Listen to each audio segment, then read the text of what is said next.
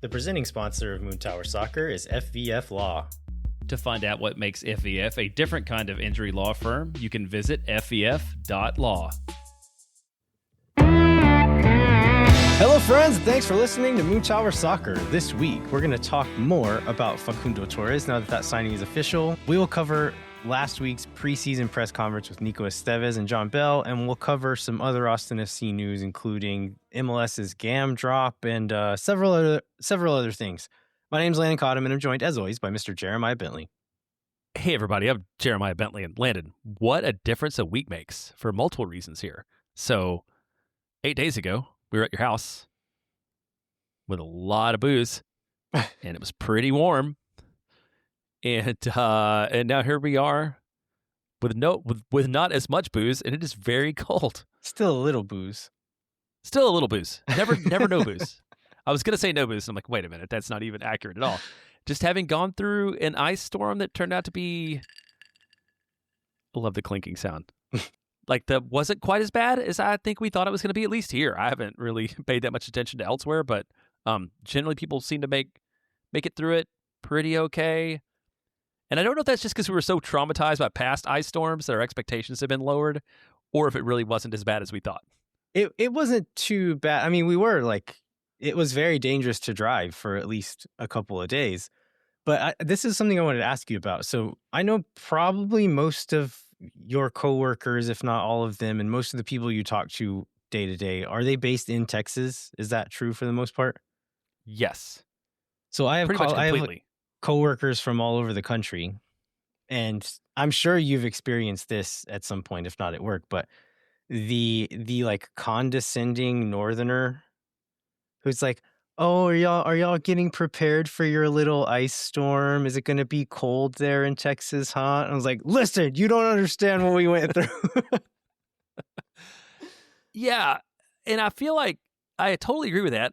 And also, I get the condescending southerner who, when it's like 87 degrees in England and these people are almost dying, they're like, "You can't handle a little bit of like spring weather," you know? It's like, maybe people are built in different ways for different kinds of weather, and we shouldn't be so judgmental. It's not even people. It's infrastructure. It's like, true. We don't have the infrastructure for the cold. They don't have central AC.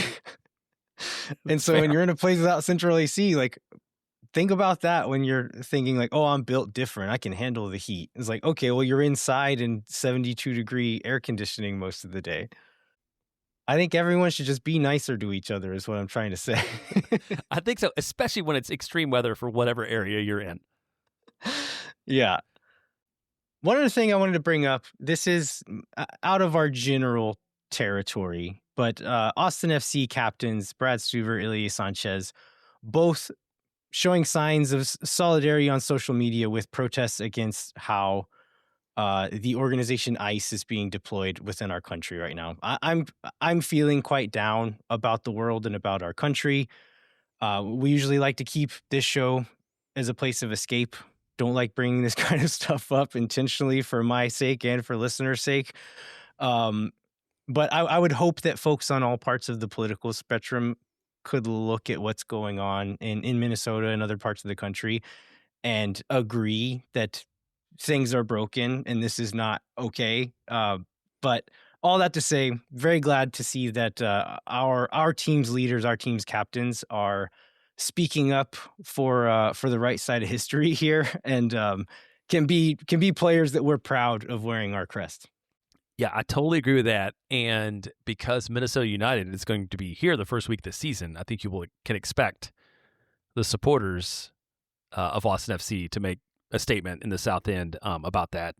TBD on what that is, but like, it feels like this is not a moment in history that you can let pass without making sure that your feelings are known.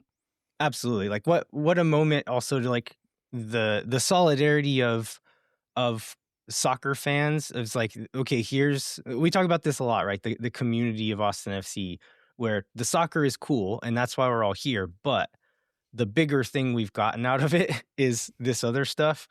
And here's a moment where, okay, these fans, our quote unquote opponents for the night, are coming in. And I guarantee you there's going to be some cross-pollination there and like some working together of some sort. Again, don't know what that's going to look like yet, but it's going to happen knowing these two fan bases. And the Minnesota folks, when I've been up there, Mike and Steph go up there a lot. They've always been so great and so cool. So yeah, I can imagine they'll be more than willing to cooperate with that. Well, let's go ahead and transition into the soccer news of the week. This first one is one that we knew about last week on Sunday, assumed that it would be true. We got the official news, and that is that Austin FC officially added Facundo Torres as a designated player, coming back from Palmeiras, giving us three designated players on the Aliança FC roster, so also sort of setting the roster construction for sure for at least the first part of this season. Yeah, for sure. I mean, we talked about it. I feel like we're gonna have to do this throughout the show where I know we talked about this on the last show. Details are a little hazy for various reasons. A, because my memory is bad. B, I was already a little bit drunk when we were talking about this specific topic. So we did talk about it. We got the Bogart heads up, but we didn't know the details. We didn't have it official. It is official now. $9.5 million is the number that Bogart is reporting. I think I saw some reports from Brazil saying it's 9.5 to 10, maybe some escalators in there based on performance or whatever, but pretty big chunk of change. But I think probably a fair number. Like, it's not a crazy number for his pedigree and his age and everything.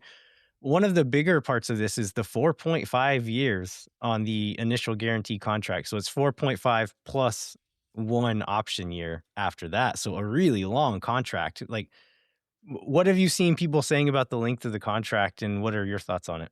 Like, I mean, this is potentially to 2031, which is, again, a crazy number that we're even talking about. And so I did go back and listen to last week too, by the way, and I feel like the depth of analysis that we had was like, good player, good. And that was like all we could sort of process in the moment. So I'm hoping what we can actually talk about is some of the nuance about him as a player.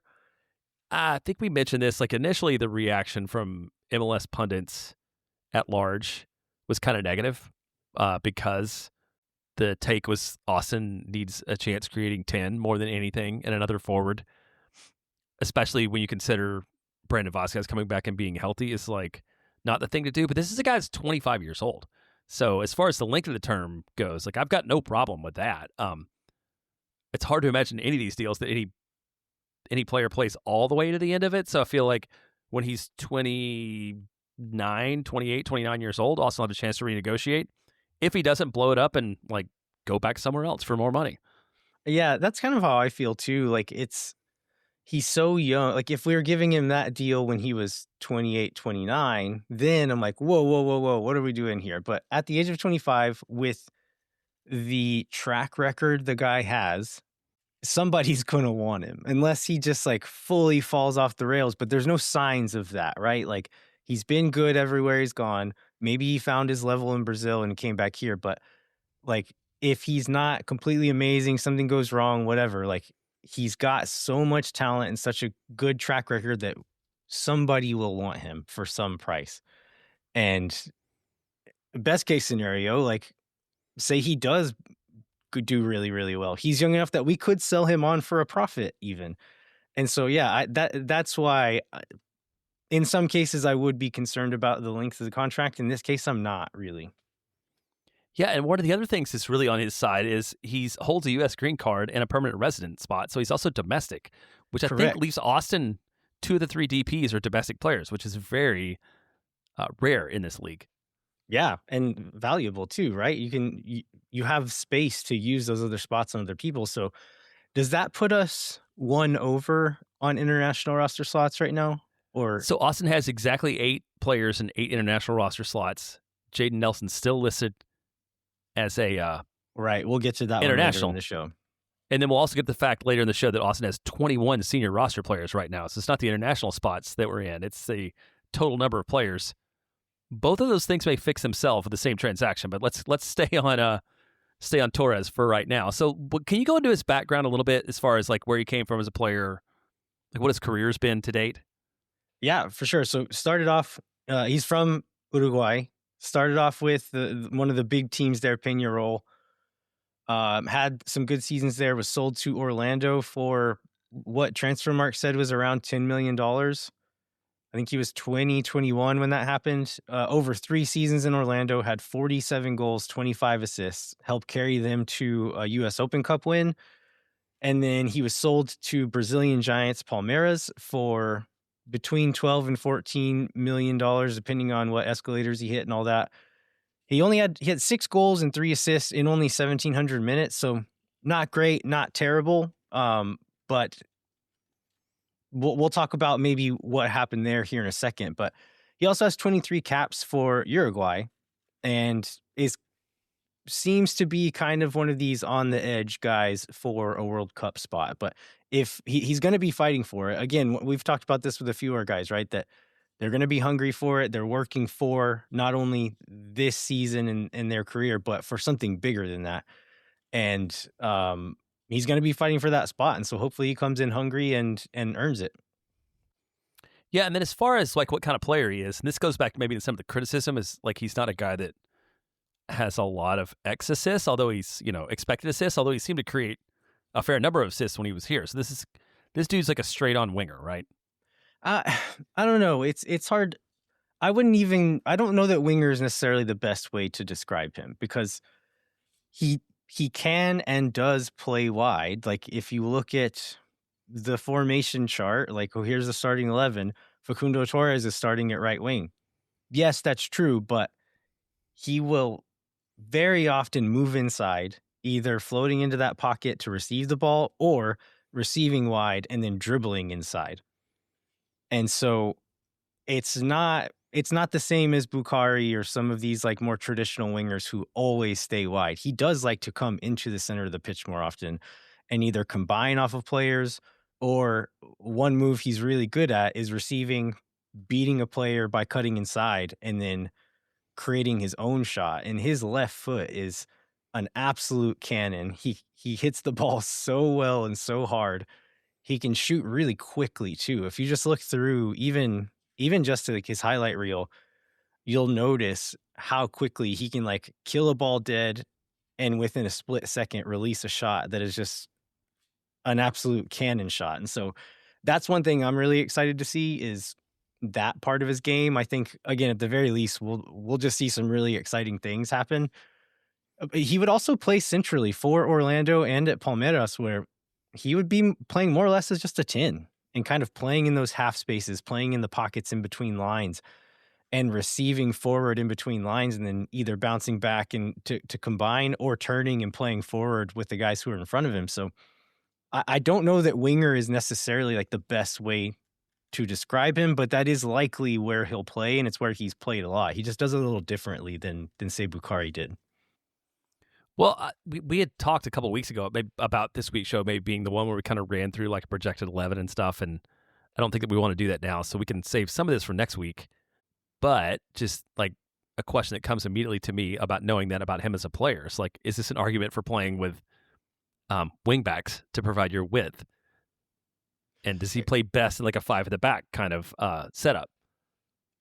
I would say yes. I mean, depending on who's in good form and who's healthy and whatever else, I think there's going to be a lot of factors that decide that. But I do think it opens up quite a few options for not only the shape and the formation, but kind of player roles. And okay, this game, this guy's going to do this guy will do this. But I think him and Nelson, if we're saying him and Nelson are going to be the guys on the wings, they both like to cut inside.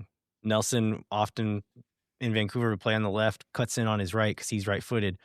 Torres, the opposite, starting on the right, cuts in on his left, and he's left-footed. So you could see a world where those guys are coming inside to combine with Danny Pereira, Owen Wolf on the inside. And then you've got Dessler and Rosales overlapping wide, and that being the width over there, or some variation of that. But there's a lot of different ways you can do it. But I think Rosales, like this is one ththing I saw Chris Wellhausen the other day and was telling him this, but I'm really wishing that, like, I'm itching to see what it looks like having Rosales playing in balls to Brandon Vasquez crashing into the box. Just the way that Rosales likes to service balls in, I think it would really suit the way Vasquez plays. But regardless, like having someone like Rosales, who is as dangerous as we've seen him be, overlapping on that side with these other guys combining on the inside. I'm not going to tell you that it is going to work, but I think there's like enough pieces that there's a possibility that these pieces can become more than the sum of their parts in a way. And I think the way this roster is built has a better chance of doing that than last year's roster. So you're putting this theory together. The sporting director understands like the individual talents of his best 11 and maybe is like trying to assemble a complementary group of starters? But that's what I'm hoping. We don't know that yet, Jeremiah. We'll No, see. we don't. I don't think you did it last year, but No, he didn't. But to your point, it seems more hopeful, and I think that's the time we talk about this all the time. That's a situation where like a national pundit that just like is reading FB ref charts is might well miss. FB ref. Yeah. Oh yeah, exactly. RIP all the advanced stuff from FB ref that people go after, but yeah, that might miss out on. But I don't know. The picture you're painting is very appealing to me. And again, I'm not saying this is gonna happen, but I can see a reality where it happens. But I think we should talk about what Facundo Torres is not. Also, he's not a chance creating, string pulling 10. Like that's not his game. He is more of a goal scorer than a chance creator. That doesn't mean he can't create chances. It doesn't mean he won't create chances. He still has a pretty clever eye, can play a dangerous little slip ball, and is really good at like that tight 1-2 give and go pass and move combination play. And so like he will create danger with his like ball retention, his movement, his passing. And also just watching tape on him over the weekend, let's say, like how often did Bukhari get to the edge of the box to put a cross in? Pretty regularly, right? Like on his day, he didn't do it every game, but he would get to these spaces a lot and oftentimes make the wrong decision, or the other guy would make the wrong decision or whatever. If you were giving me the option of Bukhari in that space putting it across or Torres in that space putting it across, I'm taking Torres, man. So like, is he the guy we were kind of hoping for? No, he's not that kind of player, but he's still a really good player. And I do think he will still bring an upgrade in chance creation. And so I think we talked about this a little last year, is like not having that one primary chance creator and that we would need to create chances in the aggregate. Last year's team was not very good at that and did not end up like we didn't think they were at the beginning of the season. They ended up not being that way. I still don't know that that's going to be, we're not going to have like one player who creates a lot of assists, but I do think we have more players that will likely be in the starting 11 who are capable of creating chances. And maybe we could do it in the aggregate there. Does that mean I think we're going to fight for MLS Cup this season? I would still say no, but I think we have a chance to be a better and more fun and exciting team than last season. Yeah, and we'll get into the press conference, but I think from what we've seen from Nico through his whole career, if Austin is going to be like a top 4 team, it feels like it's going to be a team that is middle of the pack of the offense and really, really good at defense. And so like this team doesn't have to score, be near the top of the league and scoring goals in order to succeed in the way that they're playing. And we haven't said this explicitly, so I want to. This is the best attacking player Austin FC for sure has on the team right now. And other than that 1 year from Sebastian Driussi, maybe the best attacking player Austin FC has ever had. It's like, I don't think we should just let that moment like pass without like specifically acknowledging that. Yeah. And I think the Driussi thing, like at his best, Driussi's better, but we didn't get that from him all the time. Torres, like, again, like maybe we can talk about that next, like his time in Brazil.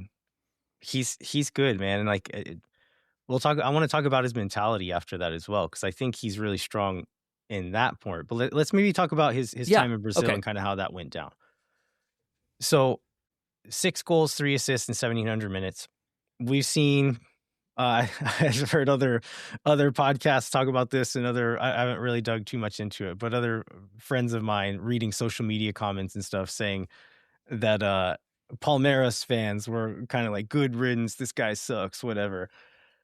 I think it's important to kind of set the scene here and like bring in some context where Palmeiras is one of the biggest teams in the Americas, right? Like outside of Europe, the next biggest team as far as quality and the amount of talent and like transfer market value on the team. The next biggest ones are in Brazil, and Palmeiras is one of them. And that's the kind of team we're talking about here. So he But one thing I want to add on that, because like biggest is subjective. Like I don't feel like it's just even necessarily like the most storied or biggest name, although they might be. But like I mean, in terms of like the most talented team in the Western Hemisphere right now, like they got to be right up there. Yeah, they played in the Club World Cup and like gave Chelsea and like teams like that a run for their money. Like they had to those teams who beat them had to fight for it. And so it was very, very good players. Like Mikael, who was played for Houston, he's a starting center back for them. He was one of the few best defenders in MLS last season. He's just kind of like a role player for them. And so if that like sets the scene of like how good this team is, and then their one of their better players went to Chelsea. Like it's not like, oh, he's gonna go to NYCFC or whatever. Like, no, he plays for Chelsea. He starts for Chelsea regularly. And that's the kind of guys we're talking about here. And so they pay a lot of money for Facundo Torres to come in. And he's fine. He does pretty good. And I think that there's some comments from the coach last week kind of hinting like, I don't really want to sell this guy, but this is the reality. Like he's too expensive to not be doing better. And we are an academy team. And so if we have academy guys who we need to sell, we need to play them. We can't afford to have an expensive player sitting on the bench, so we have to sell him. It was what I kind of read into it. So um it's like I don't think there's any shame in like finding your level essentially and saying, okay, he was a star in MLS. He went a few steps up and was still not bad. I think last season he was their third highest assist earner, third highest scorer on the team. So not terrible, but just not as good as what their fans and their owners and coach were hoping. So it's like, okay, let's get off this contract while we can. There's still a good market for him. He's still a good player. And so they shipped him out. So I don't think it's a thing where like, oh, he's a failure. It's like, it wasn't the right fit at the right time. And maybe he found his level a little bit, which again, no shame. He's a proven MLS player, and that's what we're getting. Well, and part of the article too, and it was in Portuguese, and I did not translate it, so I may not have read this correctly. But they talked about didn't they have to move him on to like be able to acquire other players too? Like they're not in a place to be sort of static with like player acquisition. Yeah, there was some quote in there, but it seemed like maybe they wanted to reinforce at other positions and maybe had some younger guys coming through in the attacking half. And so I didn't do enough research to know exactly who they're talking about and what spots they're filling. But yeah, it's essentially if this guy's not going to be the guy, we need to move on from him and cash in while we can and then try to bring in the guy. Gotcha. Okay, this is my mentality note that you wrote in here. I want to hear about this too. Yes, this is a guy, just watching him on the field and then watching some interviews with him. I really think he's got a good head on his shoulders. And if you watch him on the field, both offense and defense, like he'll receive a ball, play a little 1-2. He'll tell the guy afterwards, like, hey, next time, give me this run. And he's communicating like this. Did it with Orlando, did it with Palmeiras. At a young age, right? Like to be that young, to be confident enough to be talking to teammates about what you want, what you see, not only on the offensive side, but on the defensive side. Watched a few games of him at Orlando, and defensively, he's playing on the right side. Dagerdan Thorhalsen is his overlapping fullback. And he's like yelling at Dagerdan for not being in the right place defensively. And like Facu will work really hard defensively, really engaged on the defensive side of the game. And he's just a very proactive player in that way, where he's always watching, always reading the game, moving to where he's going to be open to receive, moving to where he can cut off the next pass when he's on the defensive side. So I think, and this is my, this is on me. Like you see so often like young hotshot attacking player and assume maybe they have a big ego and they don't like to defend. I don't think that's this kid. Like, I don't think that's Facu Torres at all. He does not feel like that kind of player to me. And you see him do interviews. very calm in front of a camera, very confident, but not cocky. He's just like, I knew who I am. I believe in myself, but also a team player. What is Orlando's coach's name that used to be at Dallas? Oscar Pereira? Oscar Pereira. Found some interviews of him talking about Torres as well, and just had really, really great things to say about him. Like Pereira is like a kind of like a family values guy, where like he really appreciates having good leaders and like good guys in his team. And so for him to say those kinds of words about someone like Torres, like he just seems like the kind of guy, like the kind of personality you want on your team. Well, let's go ahead and just we'll take this section.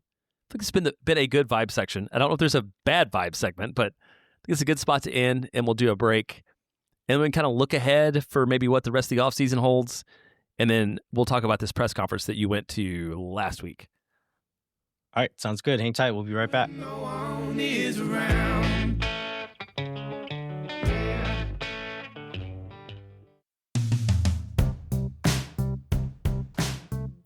Moontower Soccer is brought to you by our friends at FEF Law. FEF is a different kind of personal injury law firm dedicated to community, transparency, and client education. And they have their own podcast called Summary Judgment, which you can check out wherever you get your podcasts. You can go to FEF.law to find out what makes FEF a different kind of injury law firm and why understanding your legal options can dramatically change the outcome of a case. Once again, that's FEF.law. Amplify Credit Union is a member-owned financial cooperative that served the needs of Central Texans for over 5 decades. As a credit union, Amplify has no shareholders or parent companies. That means more of your money stays in the community. Amplify has been the home of fee-free banking since 2022. Their free checking accounts come with 0 overdraft fees or minimum balance, which means Amplify's fee-free checking accounts help you get more mileage from your everyday spending. Amplify membership is open to any Texas resident. Learn to trust your bank again at Amplify Credit Union. To learn more, go to www.goamplify.com/moontower-soccer.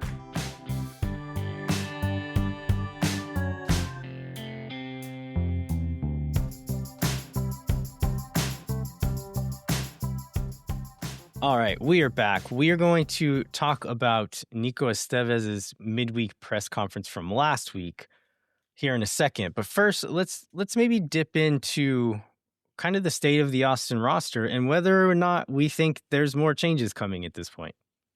Yeah, let's do that. So I think we teased this on the opening. So right now, Austin has 21 senior players, 8 international players, full up on DPs and U22s.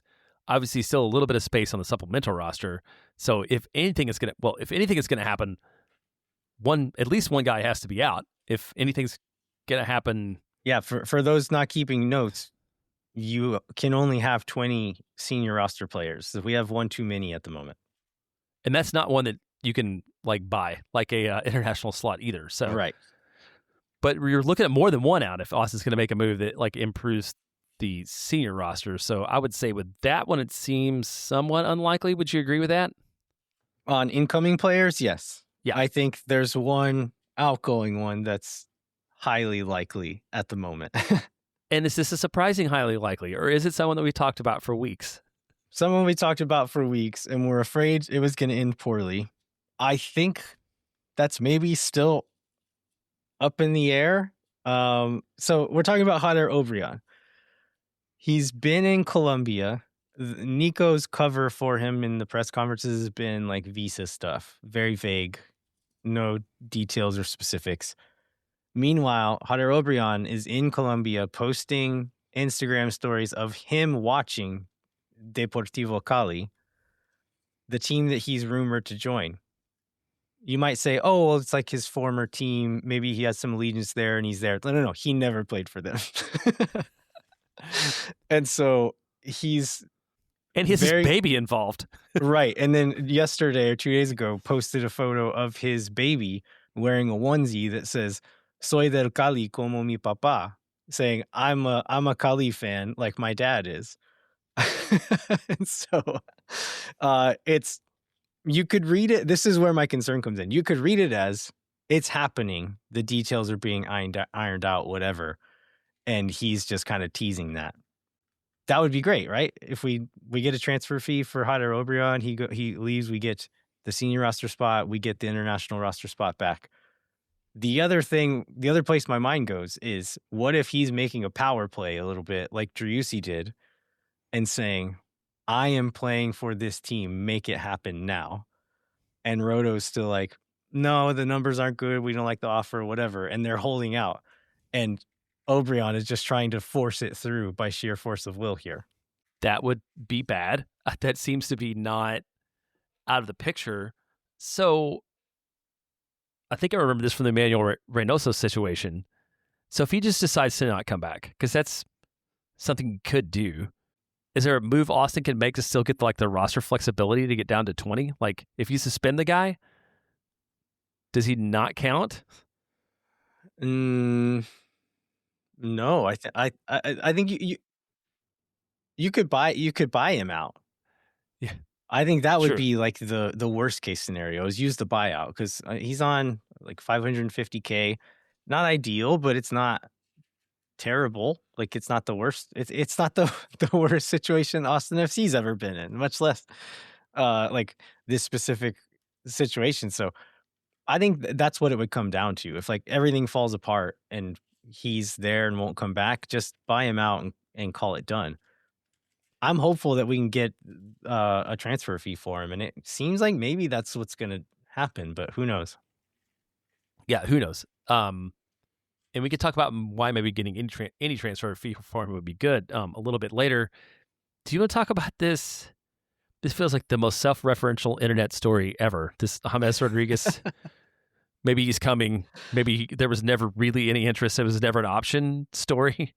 Yeah, this almost, after this saga played out, and so maybe we should, before I say this, we'll explain what happened. So we talked about James Rodriguez. Lots of reports out of Colombia saying that he was in negotiations with Austin FC. Maybe they had made an offer, but there were other offers as well.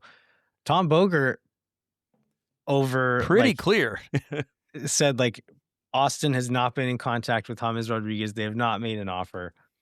And so like either Bogert is being told something by the MLS side, and these people in Colombia are being told by something on the Rodriguez side, and somebody's not telling the truth to these people.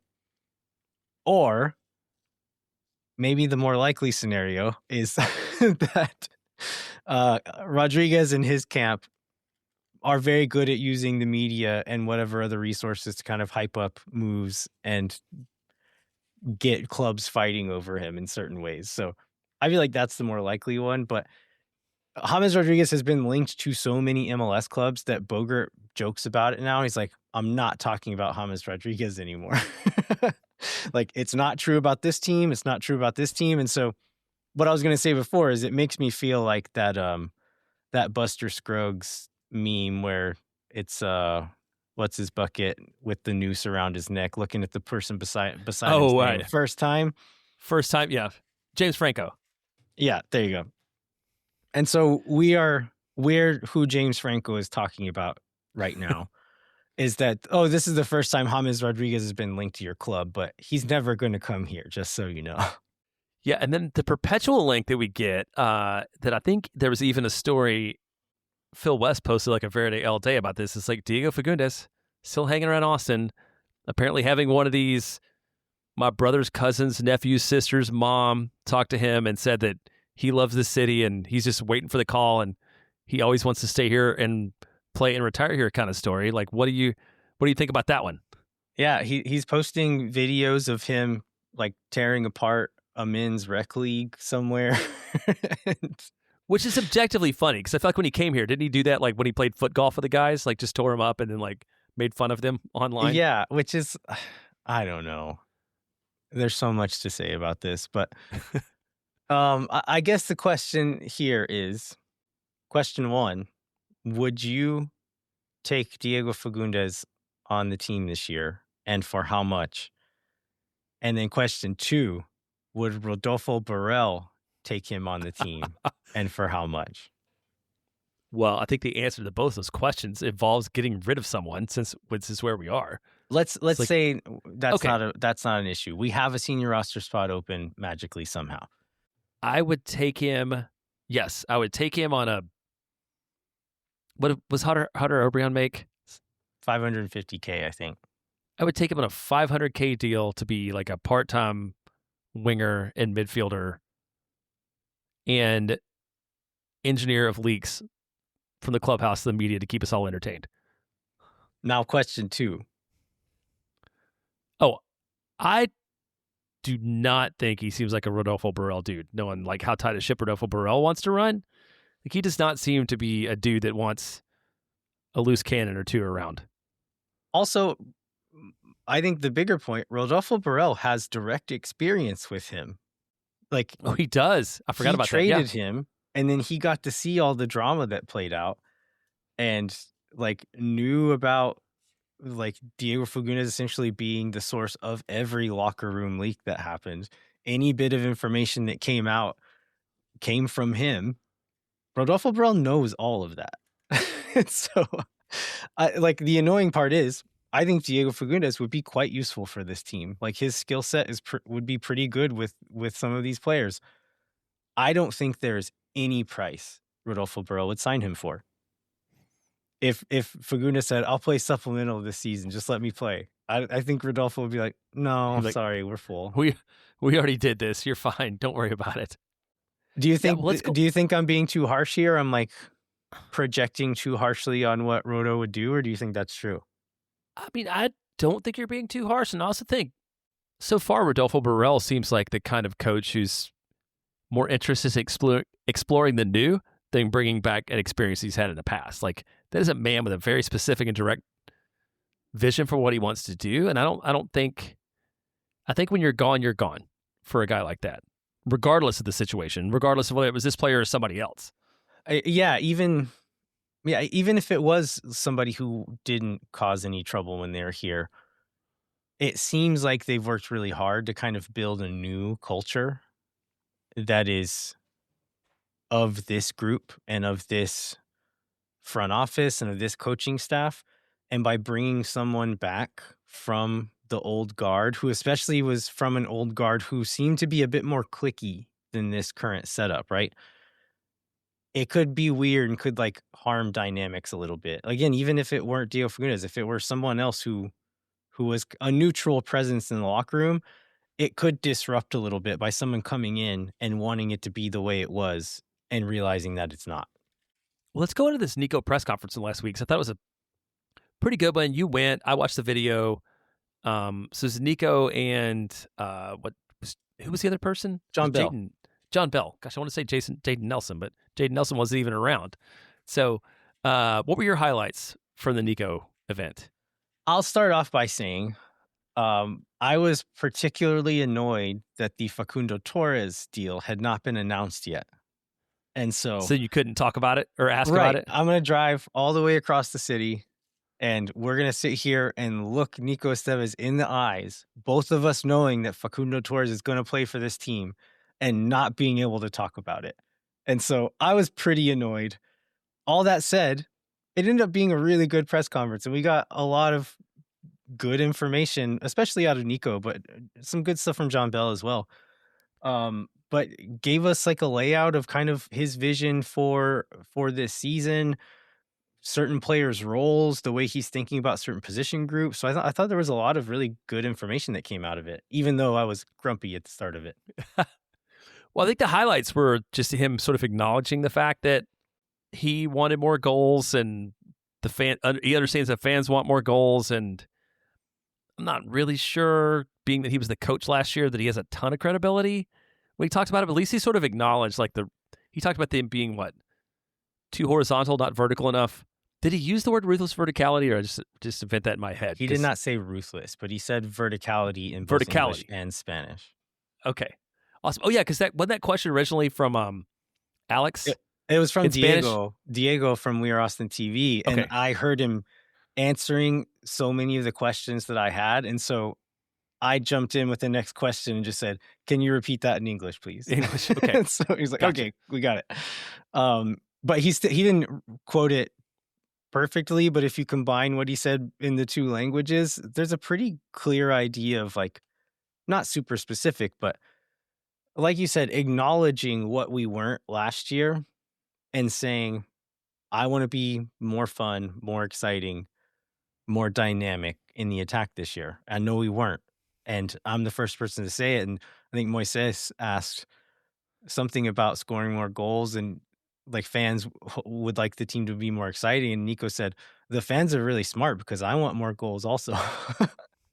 And so just like acknowledging like, no, yeah, of course we want more goals. But it sounds like he's not just lip service, like saying, we are trying some things. We're going to work on some things to make us more dynamic, more direct, and then in order to win more points throughout the season, but also to make it more exciting for fans. And like he specifically said, to make it more exciting for fans. And I think that's a really good sign. And like it's still TBD. Like you said, it is this coach who has not ever really coached a super exciting soccer team within MLS anyway. I didn't watch any of his teams elsewhere, but it is refreshing to know that he knows and that it is a thing that he is going to try to do. We can judge him on how he actually implements it, on how he actually achieves that, but he is going to try, which is great. Well, I think another really interesting part was when he talked about Owen Wolf, and I guess number one, we got the news. I don't know if it's news, but like it seems kind of iffy that Owen's going to be ready to start by the first game. I know we kind of talked about with the sports hernia that maybe that wouldn't be the case, but it feels like that's not going to be the case with what he talked about. And then I read this answer when he says, "What's Wolf going to do?" And he's like, "He's really good on the wide or the inside or in attack or in defense." Yeah. Or in driving forward and making chances, or in finishing chances. But like maybe I'm oversimplifying. But No, that's kind of what what did he you said. take out of that? Okay, Um, I was kind of hoping, like when you go to these things, I think a lot of people watching them or listening to them get frustrated with the media not asking the exact question they wanted to hear and asking every question they wanted to hear. When the reality is, we have a fixed amount of time. After a certain amount of time, they're going to send him away. And so you kind of have to pick your questions strategically, ask the ones, not necessarily the ones you most want to ask, but the ones you think they'll answer or the ones that will get a good answer. And so, um, luckily, Nico will talk. He'll share information a lot of times. So this was a thing that we didn't really necessarily ask, but was trying to get an idea of like who's going to play where, what role, like how are you seeing these guys in this new context? And Owen was one of them where I was very curious. And I think the one thing we did learn is he's not necessarily saying, okay, Owen did this thing last year. He's going to do this new thing this year. It sounds like he's thinking of him kind of the same as last year. Is like, we'll kind of play him where we need him and where it fits best for that game or for that game plan, which I don't know. How do you feel about that?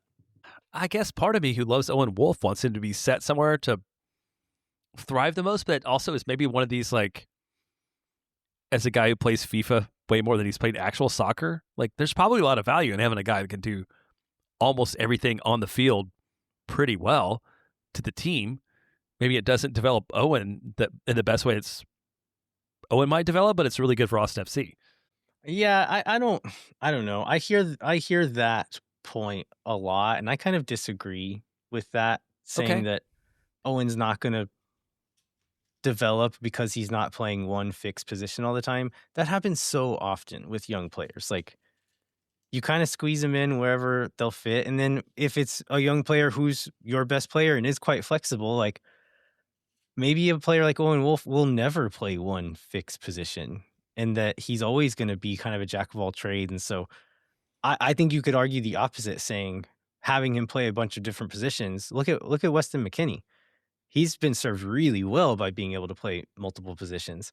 And so I think you make the argument that, okay, a coach will see Owen Wolf and say, yeah, I want that kid because I know I can play him at 4 different spots and he'll be perfectly comfortable. So, um, is it the best for our team right now? I don't know. But But it's good for him to have that flexibility. I think also another point is that hopefully we don't need to rely on him so much this year either. And that it's okay if he's not getting on the ball all the time because we know he's the only dangerous player on the field. Hopefully, Jaden Nelson and Facundo Torres and whoever else, Joseph Rosales can kind of pick up some of that weight. And it's fine if Owen's not the central focus of the team and he can be a bit more of a role player in a more complete team, as opposed to, I know this kid's not a 10, but we should play him like a 10 because he's our best player. Well, the next one I want to go on to, because you sent me a text about so the potential outline, and you wrote FB group, and I thought we were going to talk about something stupid somebody posted on the Austin FC Facebook group, and then I went back through and read the notes. You meant fullbacks? Fullback, yeah. So yeah, I'm way more interested in this now than I thought. I thought we were going to get into an argument with somebody on Facebook, and I'm like, man, I thought we were past that. Yeah. I understand the confusion now. Yeah. No, talking about fullbacks, and so talking about strategically wording a question to get the answer that you want. This was one of the ones that I asked where it's talking about positional flexibility within the group. And the answer I wanted was, where are you playing Rosales? What does that mean for Biru? And I think you could argue that Nico both skirted the question and also maybe gave a really honest answer that is different than the one I thought he would give. I don't know if any of this is true, but yeah, I saw that Rosales, he seems pretty committed to Rosales not just being a fullback, which I think is one of the things we asked about in the past when we talked to people, that he can play. They talked about him playing, working at the wing, at least in training. That is interesting. But what else did you pick up from that? Yeah, I mean, he said, a direct quote was, Rosales has enough quality to play in every position.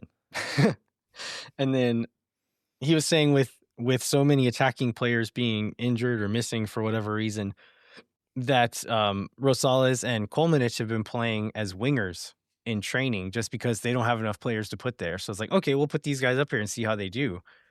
And he kind of ended that section by saying, we don't see it as having 3 left backs. We have 3 players that can play in different positions, and that helps us build a stronger roster. And so if you take that at face value, I think, and then kind of the context clues of just Biru being around, seemingly being happily in camp and integrating into the team, that maybe he's sticking around. And I don't think that's necessarily the worst thing, because is it small team mentality for us to say, okay, we got someone better than our fullback, we have to get rid of the other fullback? It's no, keep him and let him fight for it, or let him fight for another position, or let him sit on the bench. That's what other good teams do, right? And so maybe we should be thinking that way. And beer is not that expensive, and so you can kind of afford to keep him around and let him fight for a spot. Or, God forbid, somebody gets injured, you can plug him into that spot too. Yeah, it's a problem that Austin has not had a lot of, but I think it's why we all assume that, right? We have 3 left backs, there must be something wrong, or one has to be going out, because we've never had competent players at that kind of depth anywhere. So what about missing player updates? So we had a few important guys who were out. We talked about Owen a little bit, but I don't know if there's anything else you want to elaborate on that one. Yeah, I mean, he just gave a bit more detail, because we got the press release about his surgery after the last media availability. And so he kind of reiterated some of the stuff that I read online last week, which was essentially, with young players, you like to play it safe, be cautious, don't do the surgery unless it's absolutely necessary. So they tried that approach, came in, was doing some individual work, and that he was still feeling pain. And so they sent him into the doctor, decided to do the surgery then and there. And that's why they waited, but is also said, as far as opening day, it's still TBD. Maybe he'll be, if all things go really well, he could maybe start or come off the bench for that game.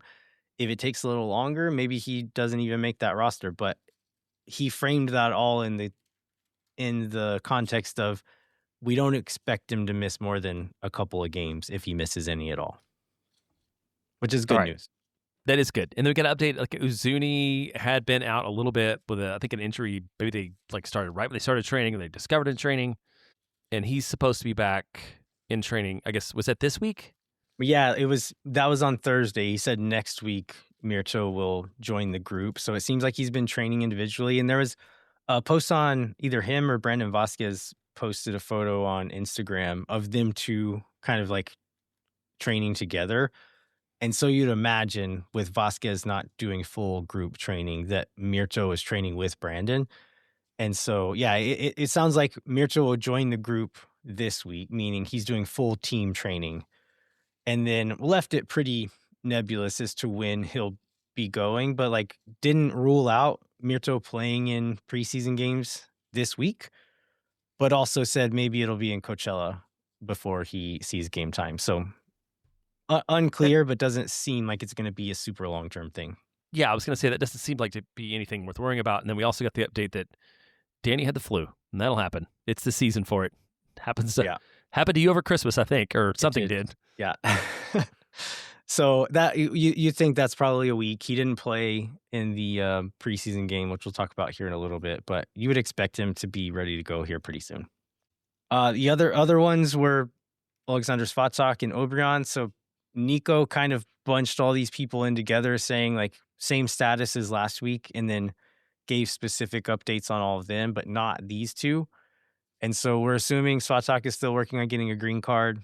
And as we discussed before, we Obrian's being Obrian. Obrian is being sold to Kali or not. I don't know, but he's not here.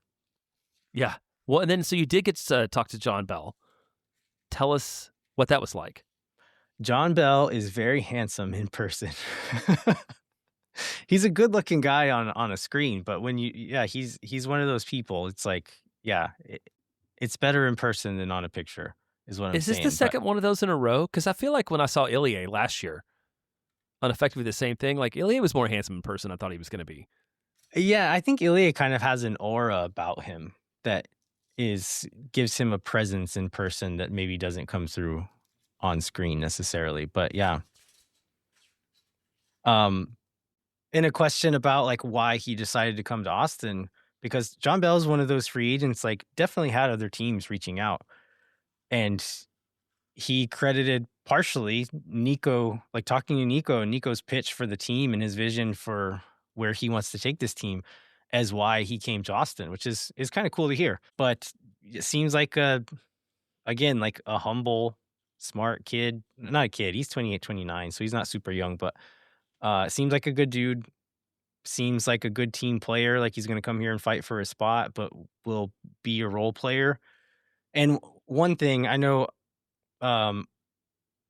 some folks, maybe more Swoon Tower listeners, will be happy about. But I mentioned this on last week's show. Don't remember exactly what I said, but that I said that somebody needs to let Jon Bell know that the role of like top fashion boy on the team is up for grabs now that Julio's gone.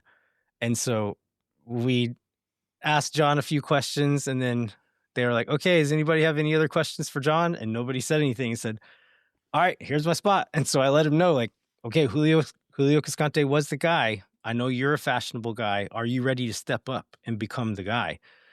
And his answer is essentially like, yeah, my style is always going to be my style. Like I want to represent myself in that way, but my on-field game always comes first. And I just said, good answer.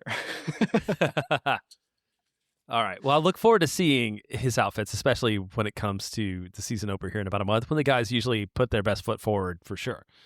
All right. Let's take a quick break. We're going to come back and talk about the first preseason friendly, which we only got to follow through social media posts. And we'll talk about some other upcoming friendlies, as well as MLS's drop of the amount of GAM that every team has, and then also some MLS transfer window rule changes. Hang tight. We'll be right back with all that.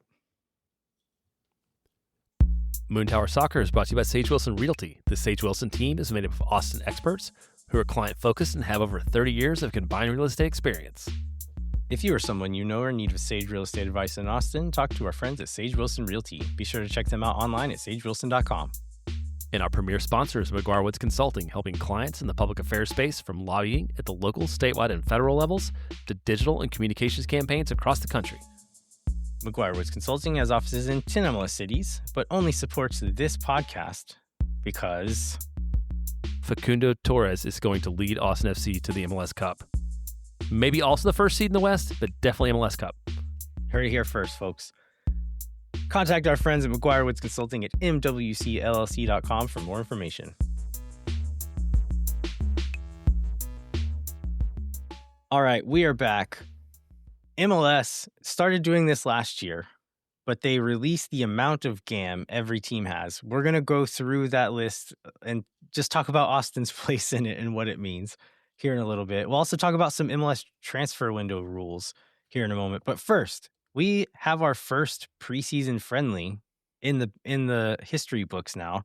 Let's start there and kind of talk about that game and then what other preseason games are coming up. Okay, let's start with that game. So this is against San Antonio FC. Closed doors, friendly at St. David's, 0-0 finish. It perpetually annoys me that Austin doesn't do better against San Antonio, given the history between the cities and, the general rivalry, but especially the soccer rivalry, and the fact that I went down there and watched Austin FC lose in the U.S. Open Cup, which is something I will never forget. So I know this game doesn't mean anything, and I think somebody talked about how our best season was also our worst preseason, so I'm not going to read too much into it. But one thing I think it's kind of interesting, like this is a mixed bag of players, right? Like there's some guys that you can count on, and there's like some guys we've never heard of. Let's maybe go into that.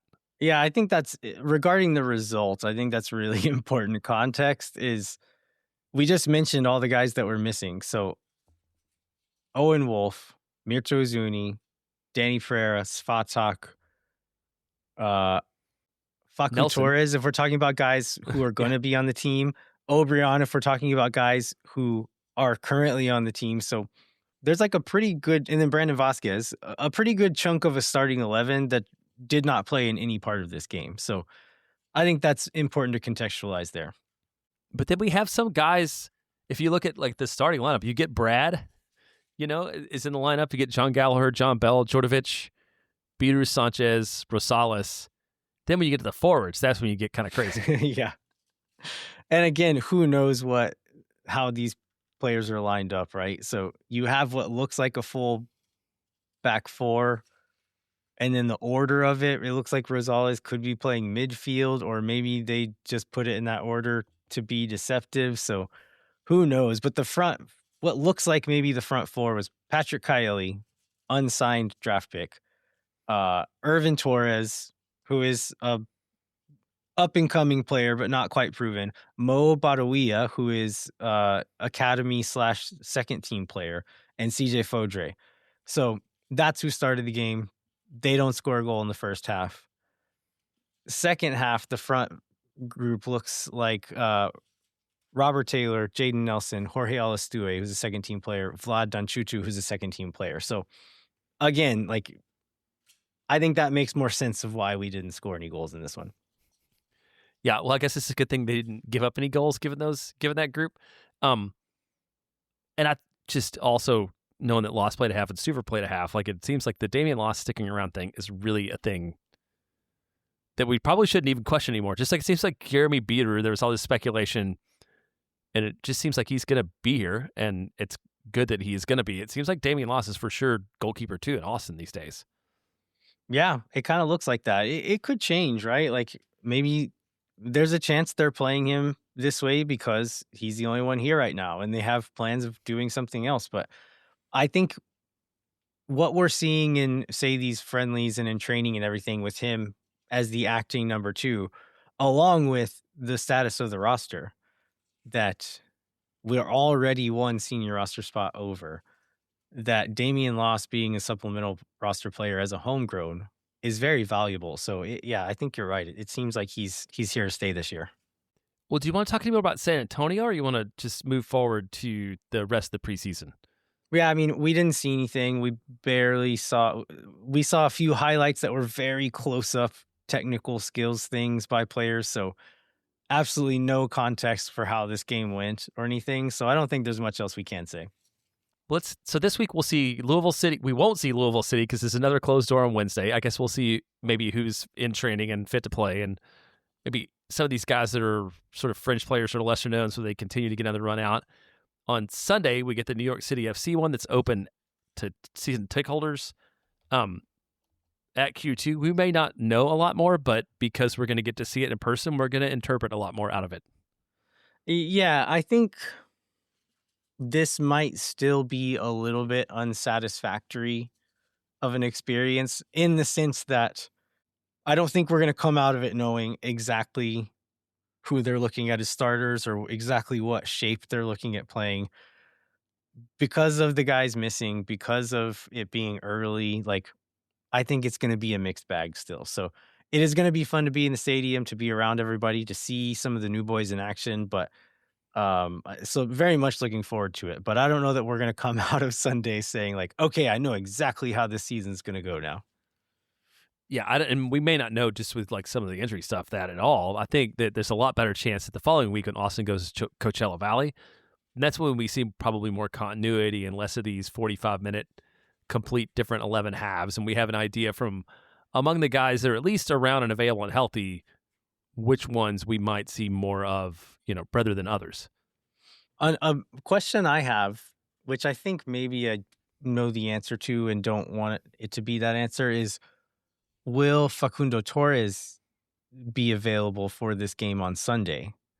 So he posted a photo a few hours ago, so on Monday afternoon, evening, of him getting onto a plane, location tagged as Mexico City, assuming he's flying here, right? So he is, as you're listening to this, hopefully in Austin already. So that means he could come into training and maybe see a few minutes on Sunday. But also, he was reported to have been nursing a thigh injury with Palmeiras. Whether that was a real thigh injury or that was I'm negotiating a transfer with another team, so I'm going to get a quote unquote thigh injury and sit out. I don't know which one of those it is. So if it's the latter, maybe he will be able to play. If it was a real injury, then I'm guessing they'll like to slow play him a little bit and not push him into action too early. He feels like a Coachella Valley guy at the best, I think. Yeah. I bet he makes some kind of appearance on Sunday, given the profile of the signing and the fact that it's going to be open to season ticket holders. Like, I bet we see him. He'll smile and wave, if nothing else. Yeah.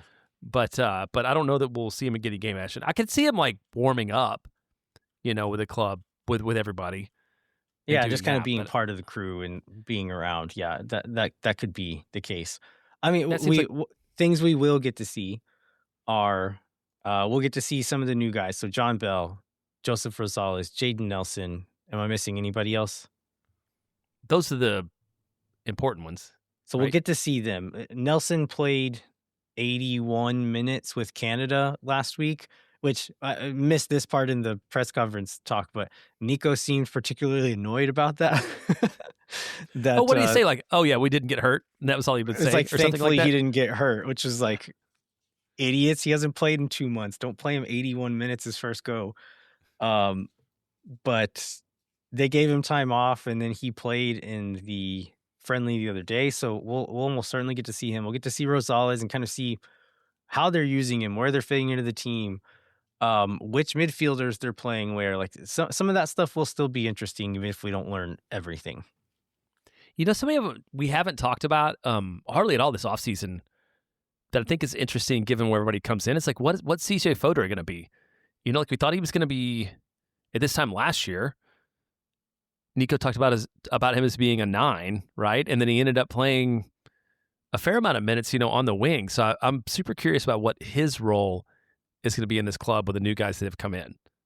I would imagine it's the same, especially to start out with. Like while Vasquez is still out, that he is the backup number 9, but also available to come in elsewhere if his services are needed there. So I would expect it to be somewhat similar. I really want him to develop. I don't know that he will be. Like he's already been in long enough that probably he's not going to find magic soccer skills that matches athleticism to become like a leading contributor in MLS. But I'd like him to be. Yeah, I still think that CJ has a very specific set of tools that will be useful in very specific circumstances. And we're already using them in those circumstances, and we should expect no more. Exactly. I hope he proves me wrong. Like, kill it, CJ. I hope you do. But that's kind of my prediction there. All right. Do you want to talk about on Wednesday, January 21st? We got the most specific kind of press release for this show. This is the 2026 MLS GAM drop. Yeah, and I love the headline, which is allocation money can be used to add talented players to MLS rosters ahead of 2026 season. paired with the fact that Austin has by far the least of it available to anybody. What a bizarre headline. So maybe Austin is not going to add talented players to the MLS roster ahead of the 2026 season.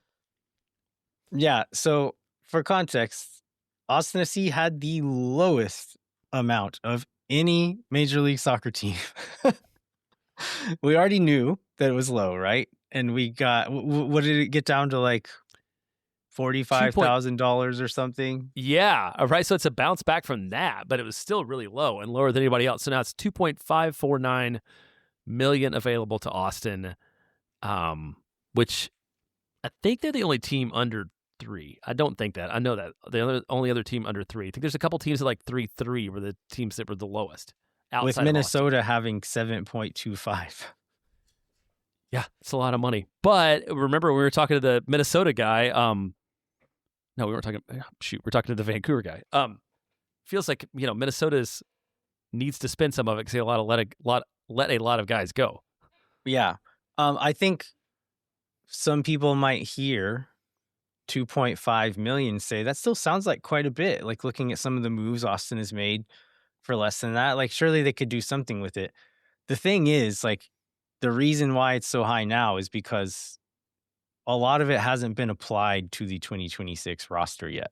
So if we're looking at some of the like estimation work that the North End boys and that friend of the show Long Cow have done, their estimates are essentially like, we've used all of this money already. So it's not like we have 2.5 million more to use, right? It's like, this is kind of what we have to make this current set of players work, and probably not much else. Plus we don't have the roster spots to use anyway, but I think you could flip that as not necessarily positive, but as a reason why this isn't terrible news, is that we do have a full roster right now. We don't need to go out and like scrounge the way we did Rodo's first offseason, like his first offseason, where it was like we have 4 spots we need to fill, and also we have no money. It's like, okay, we don't have any money, but we've already kind of done our business, so we're okay right now. Yeah, I think that's the upside of it, and that's something we should get into, is kind of where we sit now. I also just love, I think there's nothing more gammy than clubs can acquire GAM in the following ways. One is qualifying for the CONCACAF Champions Cup. One is also failing to qualify for the Audi MLS Cup playoffs. It's like, you're really, really good, you get some extra. You're really, really bad, you get some extra. Austin is a team in between, so they picked up a victory. They picked up extra GAM in no way on either of those ends. Yeah, God bless MLS. Maybe one day all of this will go away and it will be easy to understand. But it's fun to talk about now, and it probably maybe not as fun if it was less insane. I don't know. Maybe. We also got, what was this? Also last week we got, with the transfer window 3 days from opening, we got the official announcement of the primary and secondary transfer windows from MLS during the 2026 season. Primary opening Monday, January 26th was today for us, lasts until March 26th, and the secondary window is July 13th to Wednesday, September 2nd. So this is later than the windows open, which is probably good for somebody that's going to be bringing in players in the summer. I mean, we don't know if Austin will be bringing in or sending out guys during the summer, but good to know there's extra flexibility. Yeah, and I think those dates are kind of the biggest news. Other changes to the rules are, we had like the cash trade system brought in last year. The rules were each team could have 2 incoming and 2 outgoing.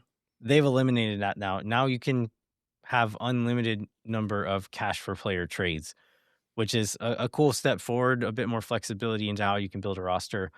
There used to be an age restriction on loans. So if you think of the loans that Austin FC has had within the league, we had Sebastian Berhalter here. We had Brandon Craig here. Those are both very young, unproven players. It was because I think the age was 24 maybe, but if a player was over the age of 24, they could not go on loan to another MLS team. That is now no longer the rule, which I think is great. Like, and I think we've already seen, I don't remember who the player was. I think maybe Miami sent someone to Montreal or something, but he is a younger guy though. Anyway, I think this is another great step as far as like flexibility goes within the league. So I love that one. There's some other stuff you can trade international roster slots a bit more flexibly. I thought this like removed the deadline for a player to be considered a domestic player for a season instead of an international one is interesting because especially given the state of the immigration system in the U.S., that means that if at any point during the year somebody gets a green card, then they become a domestic player as opposed to like at a locked in point in time. That seems like good for the whole league. It was the first, what's the word? Like the first roster lock at the beginning of the season. So essentially in March. Roster compliance deadline. I think roster compliance. There you go. If they didn't have their green card by roster compliance, they had to be international for the rest of the season. And now you can, if they get it in April, even though they barely missed that former deadline, you can actually use that spot now, which again, it seems very sensible to me. Yeah, and then the players who have appeared on a game day roster are eligible to be placed in supplemental slot 31. I didn't know there was a supplemental slot 31. They're only 30, so that was news to me. I don't even know what this means, and I don't either. So talk about something more meaningful. I think the dates are the biggest thing here. So what this means is that secondary transfer window, the summer transfer window, is going to be a bit more aligned with what the bigger leagues in the world do. The reason why we couldn't do that before is because we have Canadian teams in the league. Therefore, we kind of had to accommodate both the Canadian Federation and the U.S. Federation's transfer dates. We have now received a concession from FIFA saying that these 3 Canadian teams that play in Major League Soccer can essentially use the U.S. Federation's rules as far as FIFA transfer windows go. That allowed MLS to shift it a bit to align their transfer window with the international windows a bit more, meaning that we've heard GM, sporting directors, whatever title you want to give them, complain about missing out on big deals because of those dates being too early. Now that they're on kind of the same window, it should help MLS in these transfer windows and to be able to bring in more of the targets that they're trying to bring in. Yeah, I think that might even be maybe even like a few days later, right, than some of those. So like, I think being one of the last ones in is probably great in terms of being able to make deals. Yeah. One thing that was not on here was something that was rumored and kind of we were hearing whispers about was that Canadians would no longer count as internationals on the U.S.-based teams. That was not listed here. So we were kind of hoping Jaden Nelson would be counted as domestic. It looks like he will not be and will need to use an international roster slot. Luckily, it looks like we're going to end up having enough, but it would have been nice to have the extra and maybe sell that other one to somebody else. And apparently if MLS changes its mind during the year, since it could happen at any point in time, that they could also free up the spot whenever. Oh, right. Maybe that's why they've changed that rule. That may be the whole reason. They're like, we don't really want to decide this now, so we're just going to give ourselves the flexibility to the day before the season ends, like change the rules. Yeah, and then we can sell that spot to New England for too much money. Right, which Rodo has proven himself a master at doing. All right, anything else here, Jeremiah? No, man, I think we covered it all. All right, a pretty news-heavy show. I think we got through all of it here. So thanks so much for listening. We'd like to remind you to rate, review, and subscribe wherever you get your podcasts. Come find us on the internet. Check out the Patreon. Thanks so much for listening.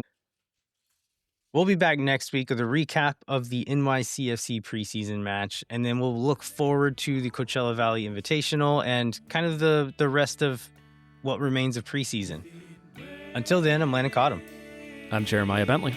We'll catch you next time.